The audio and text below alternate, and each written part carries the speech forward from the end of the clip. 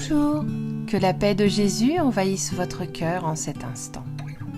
Nous voici ensemble pour un nouveau café avec spiritisme et nous allons profiter des commentaires que Melissa dos Santos a fait pour nous. Quel est votre rapport au temps ? Elle nous dit « Nous sommes dans le chapitre 21 du livre Feu vert de l'esprit André Louis, psychographié par Chico Xavier. Et cette fois, nous allons faire les choses un peu différemment. Nous allons diviser le texte en 2 parties. Aujourd'hui, nous en lirons une partie et la semaine prochaine, nous terminerons le chapitre. En effet, nous pensons que le sujet est l'un des plus grands défis d'aujourd'hui, l'utilisation profitable du temps. Vous savez qu'il n'est pas difficile de se plaindre ou d'entendre les gens se plaindre qu'ils n'ont pas le temps. Mais d'un autre côté, nous voyons que ce qui arrive souvent, c'est que le temps est mal utilisé. Le temps passe plus vite selon la science. Mais ce ne sont que quelques millisecondes de moins nécessaires à notre planète Terre pour tourner sur elle-même. Pour nous, habitants de cet orbe, la journée continue d'avoir 24 heures. Alors, pourquoi le sentiment que tout est accéléré, plus rapide ? Pourquoi n'arrivons-nous plus à faire les mêmes choses qu'avant, ou même pourquoi n'arrivons-nous plus à nous reposer comme avant ? Il y a une phrase attribuée au philosophe et mathématicien grec Pythagore qui dit « Avec de l'organisation et du temps, on trouve le secret de tout faire et de mieux. » Aujourd'hui, nous sommes tentés et embarqués dans diverses distractions qui occupent notre temps d'une manière peut-être pas aussi profitable que nous le souhaiterions. Par exemple, vous êtes-vous déjà posé pour analyser combien de temps vous passez sur votre téléphone portable par jour ou regardez une série télévisée ? Un autre facteur est le retard. Avez-vous cette habitude de ne pas arriver à être à l'heure, d'être en retard ? Et quand le temps devient celui de l'autre, avez-vous de la patience et de la compréhension pour le frère de route ? La vérité est que le temps est relatif et dépend de la façon dont nous l'utilisons. Dans la dimension de l'esprit éternel, pour notre conception d'aujourd'hui, le temps est long. Mais dans la dimension d'une incarnation, le temps est court.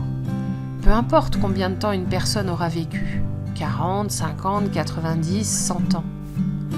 Rares seront ceux qui sont vraiment sûrs d'avoir su profiter du temps qu'ils ont passé dans cette existence.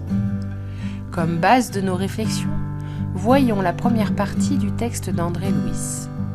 Il dit ceci : « Si vous savez déjà combien est précieuse la valeur du temps, respectez le temps des autres pour que vos heures soient respectées.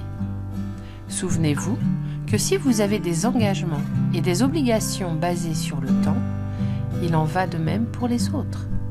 Personne n'évolue, ni ne prospère, ni ne s'améliore, ni ne s'éduque tant qu'il n'apprend pas à utiliser le temps avec profit. » Ces 3 phrases d'André Louis répondent déjà à elles seules à nos questions sur le temps.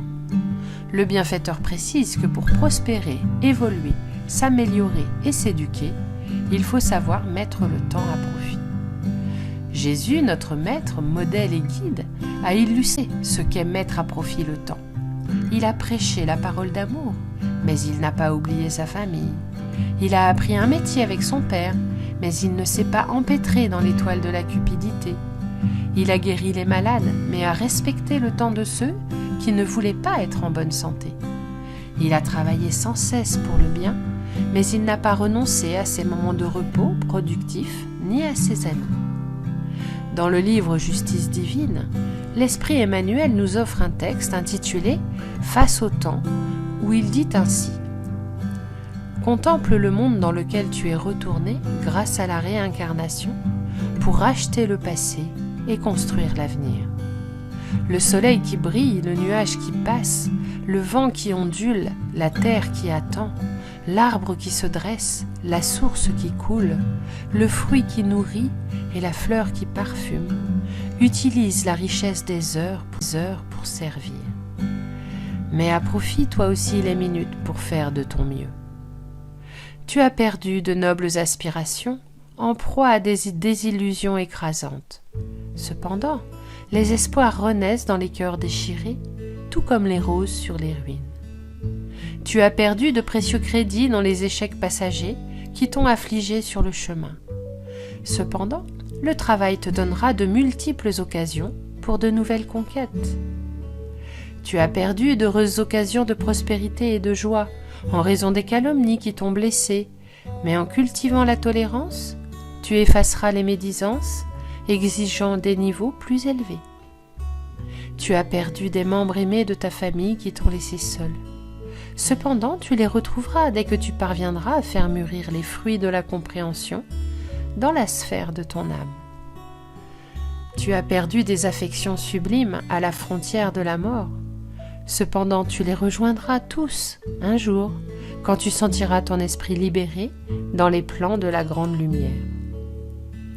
Tu as perdu des dons précieux dans la maladie qui t'a tourmenté, mais le corps physique lui-même est un sanctuaire qui se reconstruit. Observe donc ce que tu fais de ton temps et valorise-le pour installer la bonté et la compréhension, le discernement et l'équilibre en toi-même, car le jour que tu laisses passer, vide et inutile, est vraiment un trésor perdu qui ne reviendra jamais. Qu'il puisse en être ainsi, et jusqu'au prochain podcast café avec Spiritisme.